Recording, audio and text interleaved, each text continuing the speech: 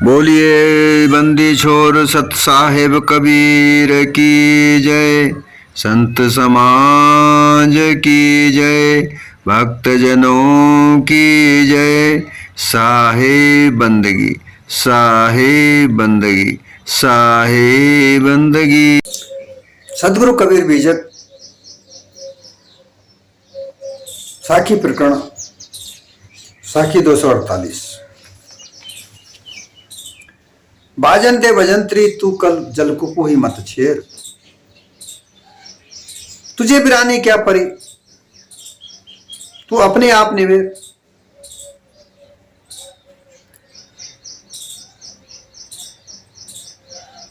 यहां सदगुरु अपने आप पर ध्यान देने की कहते हैं। इस संसार में विभिन्न प्रकार के मतपंथ चलते हैं, धर्म चलते हैं, संप्रदाय चलते हैं, समुदाय चलते हैं। ये सब अपने अपने जो उनकी मान्यताएं बनी हैं उनके आधार पर वो चलते रहते हैं।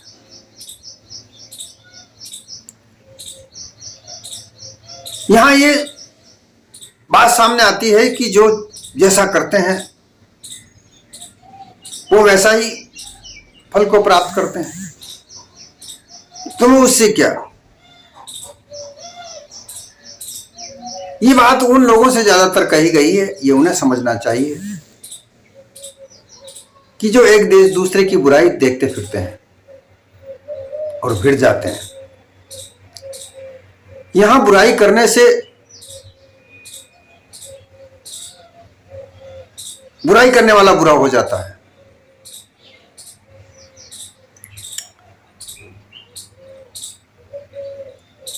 आप पारखी बने, जांचक बनो, जांच परख कर अपने शांत हो रहे हो। उन मत के मतांतरों में मत उलझो। तुम अपने आप को जांचो, अपने आप को समझो। ये विशेष बात यहां पर है। इस संसार में कितने ही तरह के बाजे बजे हुए हैं। बाजंदे भजंत्री, ये बाजे जो बजते हैं इनमें जो राग अलापे जाते हैं, कई कई तरह के राग हैं। राग का मतलब मोह से ही तो है, लगाव से ही तो है।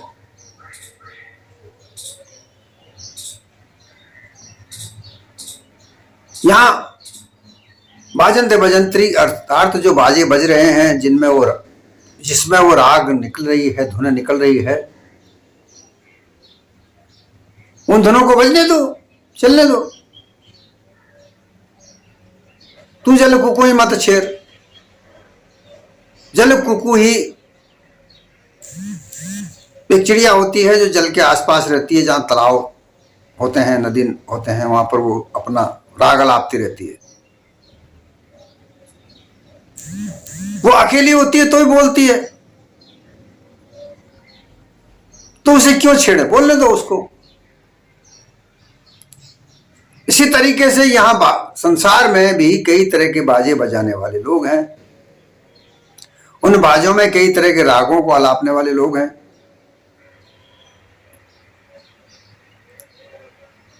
उनको बजने दो, क्योंकि उनको मना करने से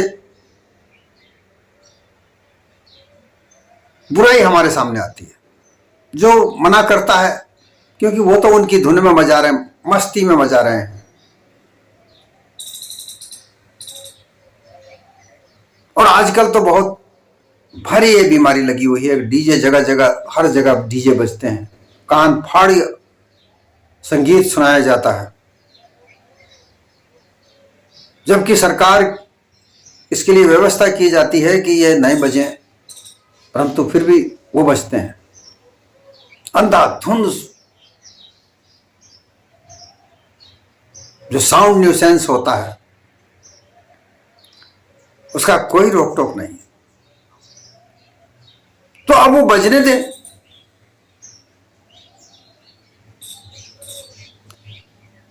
यहां जो बात सामने आती है वो ये बात सामने यहां ये आती है कि गुरुआ प्रपंची अपने अपने मत पंथ का प्रचार अपने अपनी वाणियों में अपने अपने तौर तरीके से करते हैं।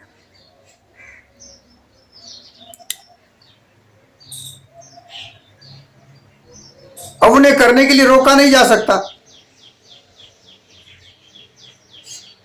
क्योंकि उनके अंधे भक्त, अंधश्रद्धा वाले लोग वो उनको पसंद करते हैं। वो इसीलिए तो उनके साथ लगे हुए हैं और वो संसार में आकर अपने अपने राग अलापते हैं। उन रोका कैसे जाए? अंधश्रद्धा का प्रवाह आजकल इस तरह से चला हुआ है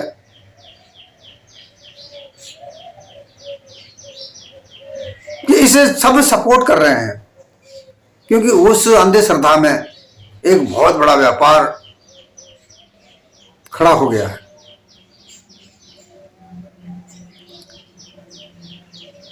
उसमें अब धार्मिक व्यापार के आधार पर लोगों का बाजार चल रहा है। बाजार में बिक्री होती है और उस बिक्री के आंकड़े सरकार के पास जाते हैं। उन आंकड़ों को लेकर देश की आर्थिक स्थिति को बता दिया जाता है। ये एक बहुत बड़ी बात है, इसने समझना चाहिए कि आजकल जो धार्मिक व्यापार जो चल रहा है, उस धार्मिक व्यापार के में जो बाजार है उसमें ही ज्यादा निवेश अविनेश हो रहा है। और वहां जो धन इकट्ठा होता है, वो धन इकट्ठा होकर कहां जाता है ये तो पता नहीं चलता, लेकिन वहां आंकड़े सामने आ जाते हैं कि इस बाजार में ये विक्रय हो रहा है। उस विक्रय के आंकड़ों को सरकार के आंकड़ों में जोड़कर विकास की गति बता दी जाती है। ये बड़ी चालाकियां आजकल चल रही हैं, ये हमें देखना चाहिए।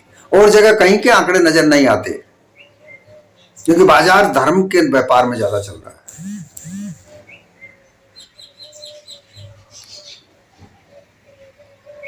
आंकड़े जरूर सामने आते हैं, परंतु वहां धन कहां गया, कहां जाता है, वो कोई पता नहीं चलता।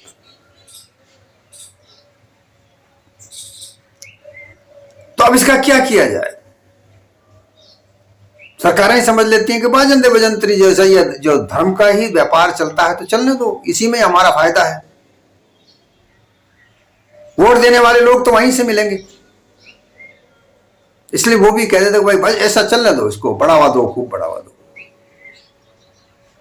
क्योंकि राजनीति एक ऐसी चीज है जहां वोट पर राजनीति चलती है, और वो राजनीति के आधार पर वोट कहां से मिलेंगे, कैसे मिलेंगे, वो माहौल कैसा होना चाहिए, जैसा माहौल चल निकलता है वो उसी माहौल के साथ में लग जाते हैं, उसे विकसित कर देते हैं।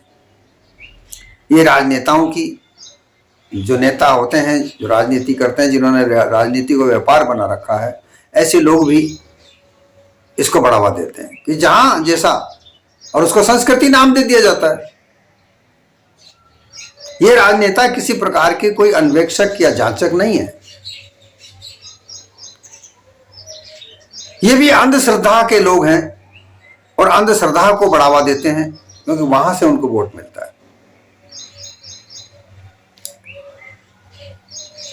तो सदगुरु कबीर के समय में भी ऐसे ही थे।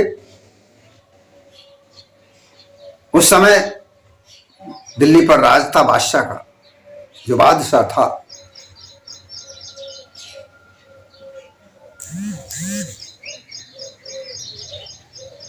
उस बादशाह के आगे सब लोग अपनी अपनी बातें बताते थे, और हिंदू और मुस्लिम धर्म के ठेकेदार लोग वहां पहुंचते थे और वो अपनी अपनी आस्थाओं का वहां चर्चा करते थे,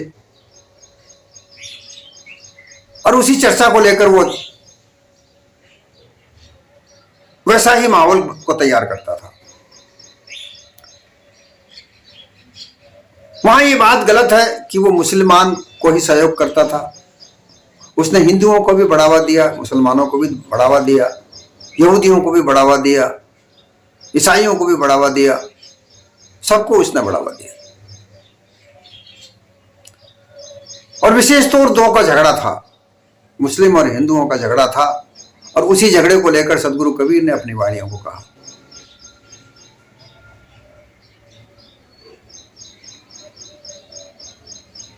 जो लोग वहां पर उस धर्म को लेकर झगड़ते थे, जो झगड़ाने वाले लोग झगड़ाते थे, उसी के लिए यह बात विशेष है और आज भी यह सार्थक है कि बाजंते बजंत्री, तू अपनी को कोई मत छेड़। हिंदू मुस्लिम का आधार लेकर लोग दंगा फसाद करते हैं, उस समय भी करते थे, आज भी कर रहे हैं। और उस झगड़े को बढ़ावा देने वाले लोग, निर्धन मजदूर परिवार को उसमें इन्वॉल्व करता है। वो एक दूसरे समुदाय को भड़काने के लिए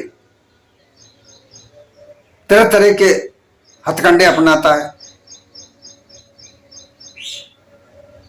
इसलिए यह बात जरूरी हो जाती है कि बाजन दे बजंत्री, ये जो धर्म की लड़ाई है, धर्म का जो युद्ध है, इसको होने दो। तुम क्यों अपने आप को उसमें उलझाते हो? ये तो अंधश्रद्धा वाले लोग, धर्मांध लोग तरह तरह के वातावरण बनाते हैं, उनको बनाने दो। तुम उसमें अपने आप को मत शामिल करो। ये विशेष यहां से ये संदेश है सतगुरु कबीर का। धार्मिक हो या सामाजिक हो या आर्थिक हो या राजनीतिक हो, कोई सा भी वातावरण हो और उसमें अपने अपने बाजे बजते हैं, अर्थात अपनी अपनी वाणियों का आधार पर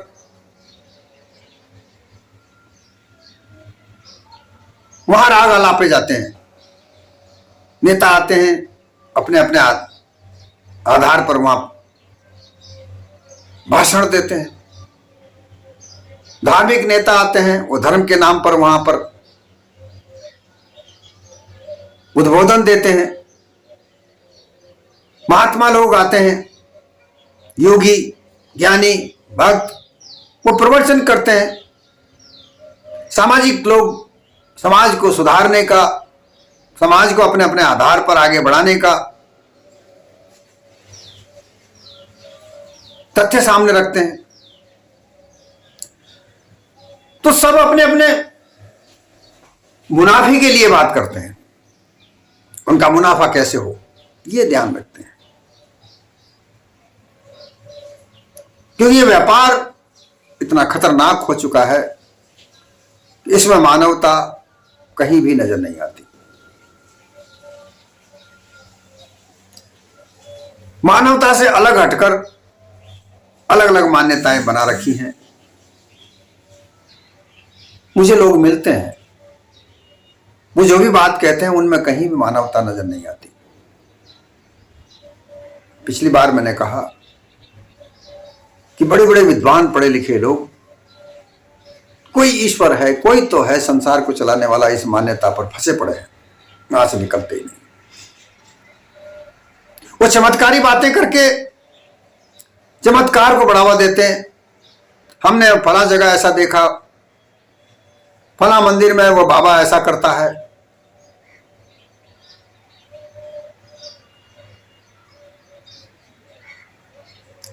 अगर कोई बाबा ऐसा करता है तो वो खुद क्यों अपने आप को प्रदर्शित करता है? अपना काम करे। अगर किसी के पास कोई सिद्धि है तो खुद का निवेरा करे, अपने आप निवेर।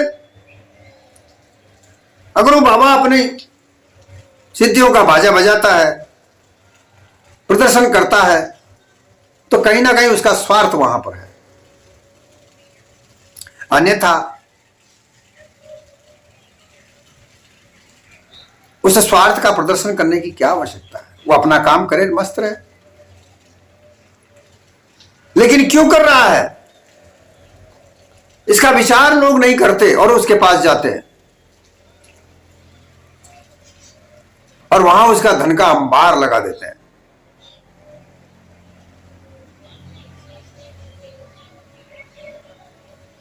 तो ये एक अंधश्रद्धा, अंधभक्ति, ये सब स्वार्थ के साथ चलती है।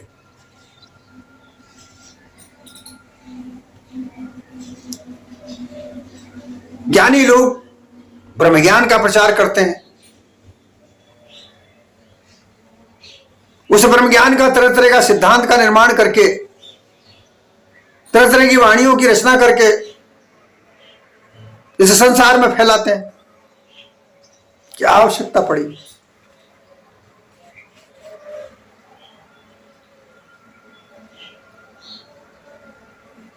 क्योंकि उन्हें अपना बिजनेस, अपना व्यापार चलाना है।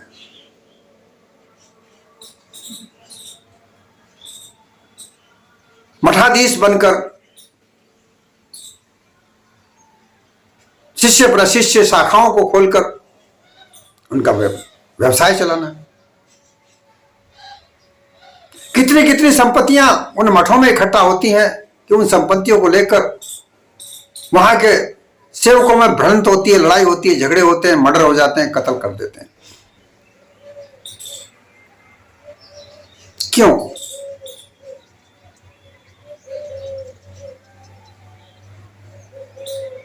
अभी एक कोटेशन सामने आया, लोग कहने लगे हैं कि जो भी कुछ है जो संसद में है, मंदिर में कुछ नहीं है। अगर मंदिर में कुछ होता तो धार्मिक नेता नहीं बनते, वो चुनाव लड़के संसद में नहीं जाते। बात समझ में आती है? महात्मा बनने के बाद राजनीति में चुनाव लड़ने की क्या आवश्यकता हो गई?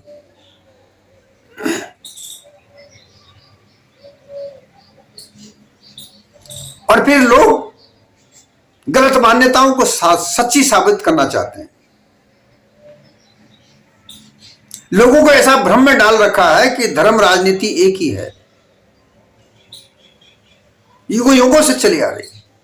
ये गलत बात है।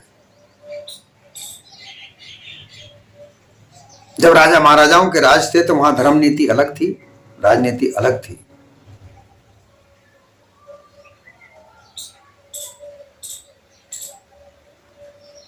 लेकिन उसको धर्म नीति अब बना दिया गया है।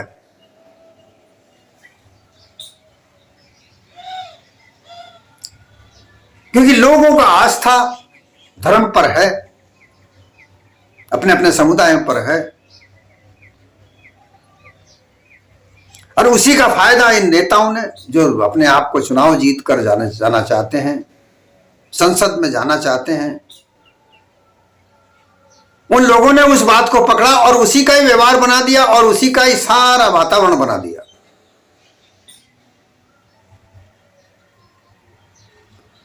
जो गरीब तबके के लोग हैं, ज्यादातर 40-50%, 60% गरीब जनता जो वोट देती है, वो सब ऐसा मानते हैं कि भाई हमारा भाग्य ही यही है।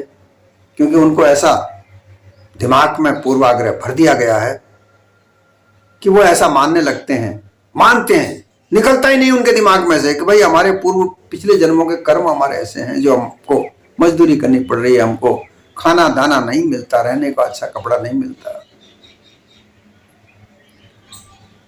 और वो उनको फायदा उठाते हैं, उनके सामने वही वातावरण बनाते हैं और उसे झूठ के आधार पर अपना स्वार्थ सिद्ध करते हैं।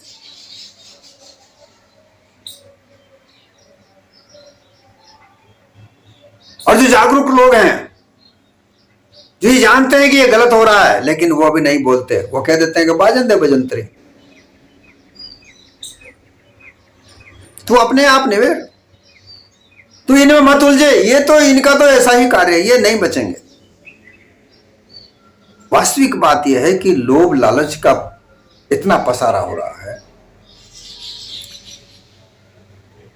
लोभी लालची लोभ और लालच का जो वातावरण इतना फैलाया जाता है, चाहे धर्म हो, चाहे कर्म हो, समाज हो, कोई सी भी नीति हो, उसको लोभ और लालच के आधार पर फैलाया जा रहा है।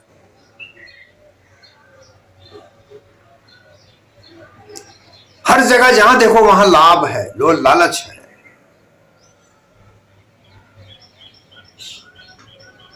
हर काम में अपना स्वार्थ देखा जाता है।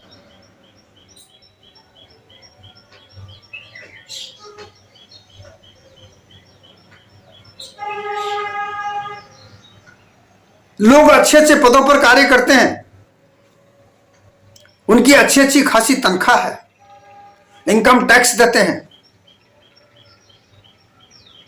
उनकी तनख्वाहों पर, उनके वेतनों पर इनकम टैक्स लगता है, लेकिन फिर भी वह 2 नंबर का पैसा कमाने के लिए लगे हुए हैं। अपनी बाजंत्री, वो बाजा जो है वो वहां पर रिश्वतखोरी का बाजा बजाते हैं। कहते हैं ऐसा ही होगा भाई, कुछ काम होता ही नहीं। क्यों नहीं होता?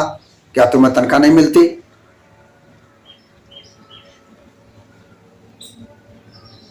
जो व्यवस्था है, जो तंत्र व्यवस्था है, उसको खोखला करके रखा है।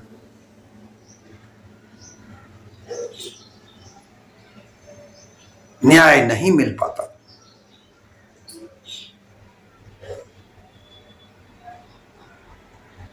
जहां देखे जहां अन्याय, जहां देखे जहां अत्याचार, जहां देखे जहां व्यभिचार।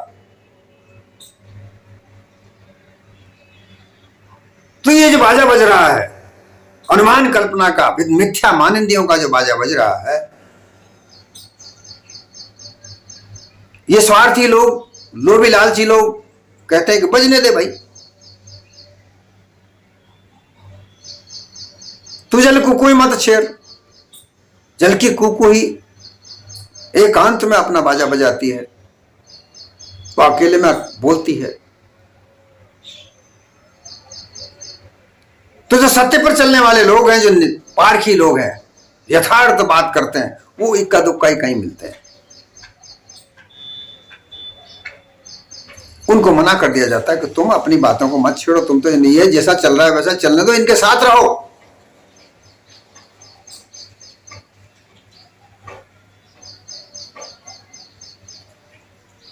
वो कहते हैं कि आजकल तो सब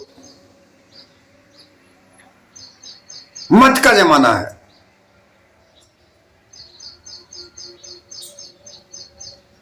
कितने लोग किसके साथ हैं ये देखो, तुम्हारे साथ कौन लोग हैं। अब यहां तो सच्चाई बात तो यह है, सत्य यथार्थ बात तो यह है कि कोई संत अकेला होता है शेर की तरह। शेर के साथ कोई दूसरा शेर नहीं होता, अकेला ही रहता है।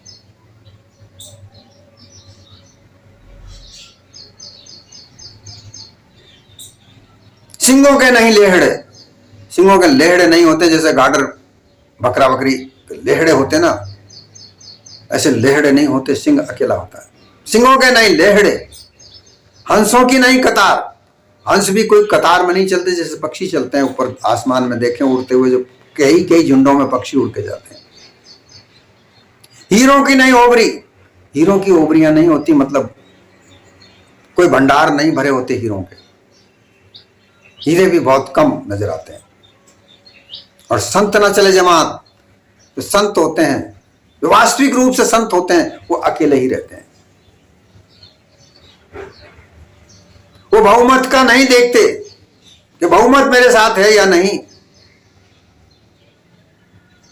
इसलिए वो जलकुकू ही की तरह अकेले अपनी बात करते हैं। उनके पास आकर कोई सुनना पसंद करता है तो वो सुना देते हैं, अन्यथा शांत हुए रहते हैं। उनको तो देखकर मन में बड़ी प्रसन्नता, शांति होती है।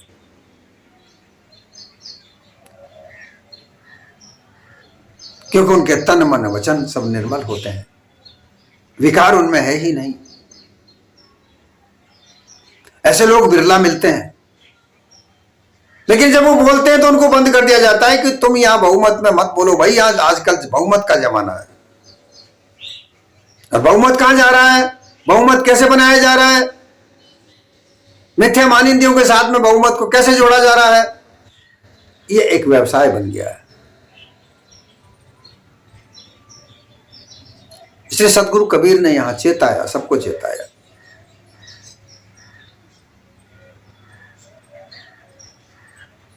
ऊंट के पीछे ऊंट चला जाता है, भेड़ के साथ भेड़ चली जाती है, एक भेड़ गई उसके साथ पूरी भेड़ें चली जाती है। ये ऐसी प्रवृत्ति लोगों की बनी हुई है क्योंकि विवेक, अपना विवेक नहीं जागृत करते, जांचक पारखी नहीं बनते। वो अपने आप को निवेरने के लिए वो विचार नहीं करते। वो बहुमत देखते हैं कि झुंड जहां जा रहा है मैं भी वहीं जाऊं, मैं अकेला क्या करूंगा।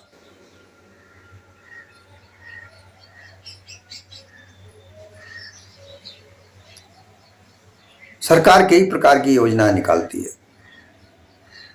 वो गरीब निसहाय लोगों के लिए होती है, परंतु वो निसहाय गरीब लोगों तक नहीं पहुंचती। वहां तो बीच में हड़पने वाले लोग खड़े हैं, गरीबों का निवाला वो खुद खा जाते हैं। अरे तभी तो उन नेताओं के पास अपार संपत्ति इकट्ठी होगी। कैसे इकट्ठी होगी उनके पास? और गरीब जहां का जहां, सरकार का पैसा, सरकार का धन उस योजना में तो निवेश हो गया, खर्च भी हो गया, बता दिया ये हो गया, लेकिन गरीब तक व्यवस्था नहीं पहुंची।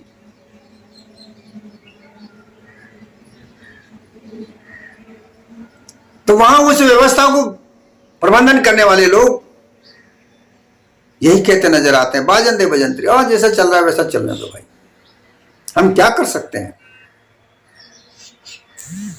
अगर हम करेंगे तो हमें कष्ट मिलेगा भाई।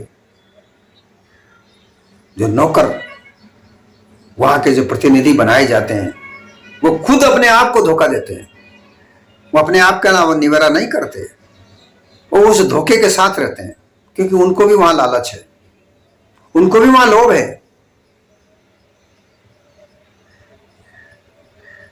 और इसलिए ये संसार तरह तरह की वाणी जाल में फंसा हुआ है। ये वाणी जाल अलग अलग लोगों का बाजा है,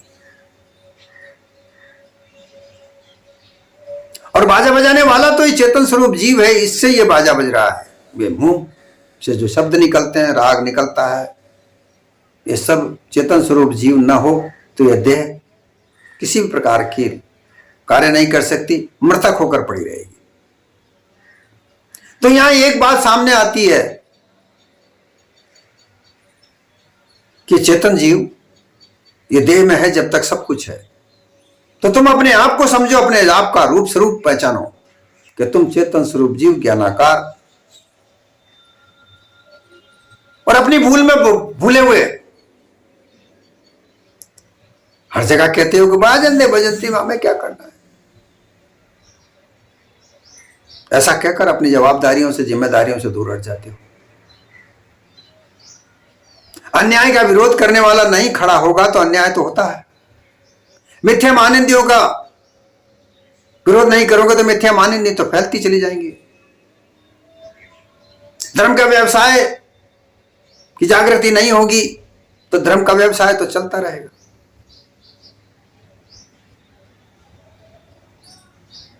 इसलिए अपने आप को निवेरो, अर्थात तो तुम इस मध्यम आनंदियों से, जड़ा ध्यास से दूर कर चेतन स्वरूप में रहो, अपने निज स्वरूप में स्थित हो जाओ। तब जाकर तुम्हें पता चलेगा कि सत्य क्या है और असत्य क्या है। और जब तक तुम्हें ऐसा पता नहीं चलता, तब तक इस संसार में जो बाजा बज रहा है मिथ्या मानिंदियों का, वो बजता ही रहेगा।